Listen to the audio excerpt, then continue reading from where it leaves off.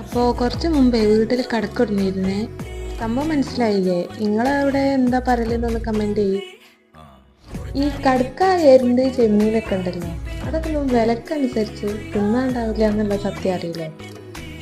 ഇതുപോലൊക്കെ എന്തെങ്കിലും ഉണ്ടാക്കിയാലേ മനസ്സിനൊരു സമാധാനം ഉണ്ടാവുള്ളൂ. എന്നാലും വെറുതെ വിടൂല. അപ്പോൾ ആദ്യം ചെയ്തത് അതിൻ്റെ തോടെടുത്തിട്ട് വൈറ്റ് കോട്ടടിച്ചിട്ടാണ് കളർ കൊടുത്തത്. ഈ ചെയ്യുന്ന പരിപാടി ഉണ്ടല്ലോ, കുറച്ച് കഷ്ടപ്പാടാണെങ്കിലും ജസ്റ്റ് ഒറിജിനാലിറ്റിക്ക് വേണ്ടിയിട്ടാട്ടാ.